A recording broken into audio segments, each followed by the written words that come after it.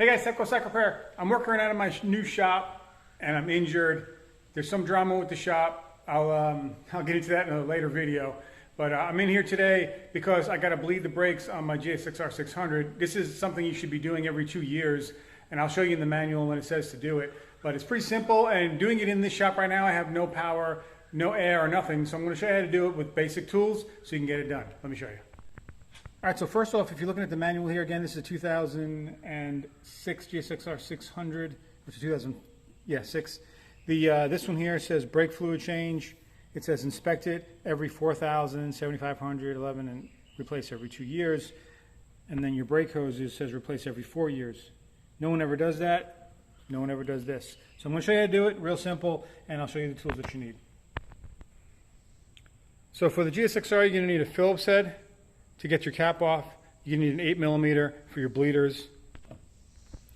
You're going to need something to catch your fluid. I'm just going to be using this as a hose and a catch, not the pneumatic, no air going to it.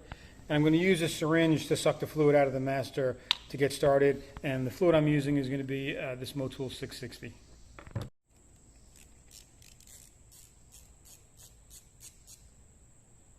So I'm going to pull the cap off.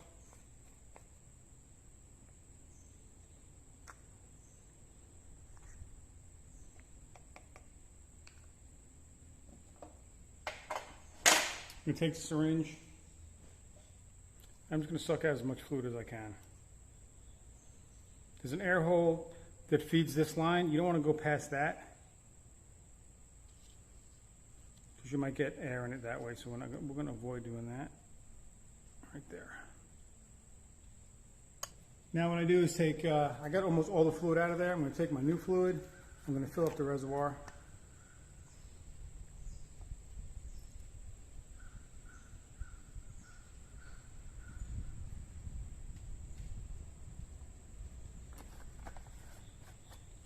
The GSXR has a bleeder at the master, so we're going to take that cap off here.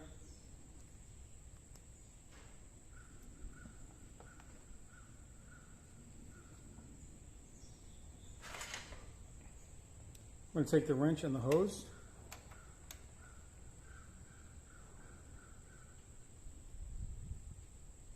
So now I got the wrench and the hose on there like that, clamped together. Now for the initial bleed, I'm going to pull it. Pump it a couple times, and then I'm going to crack it open, close it. We're looking for fluid to come out of here. All right, so there's our fluid. We had some air in there. As soon as I have fluid out of there, as long as I have this line upright like this, we're not going to get any air in.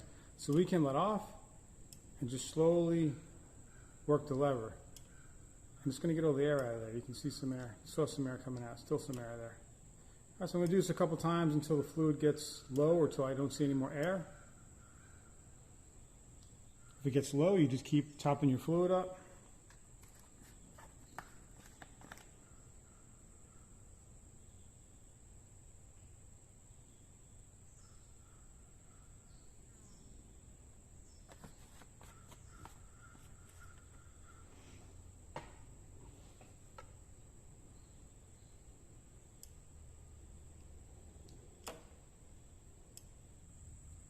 All right, so we're looking solid here, no more air bubbles. This one is capped now. I'm going to fill this back up and go back down to the bottom. All right, so we're down here at the caliper, same thing. I'm going to squeeze the lever, crack the bleeder.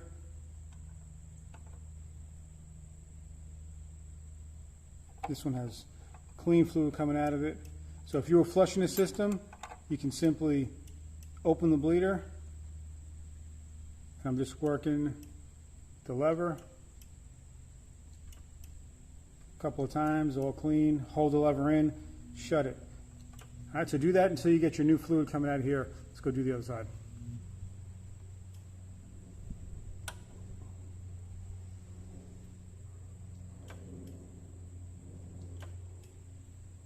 This side's good. All right, there's a couple pumps there, no air coming out of it. But again, if you're flushing, you want to just flush it all the way through.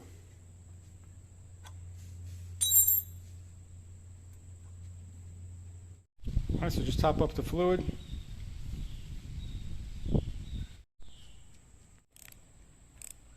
Tighten up the cap lock. that's all there is to it, guys. It's really simple. You should be doing this every 2 years, and your lines every 4 years. If you got braiders on there, you can go further than that as far as the lines go. Make sure your fluid stays fresh, because the front brakes especially are going to save your life. But make sure all your fluid is good, because it picks up moisture and stuff. And a couple things to note is that when you buy a new brake fluid, if you open it up and use it, you're supposed to use it within a certain amount of time, because it will attract water as well. So keep that in mind. Also, .5 fluid you don't want to use in an ABS system.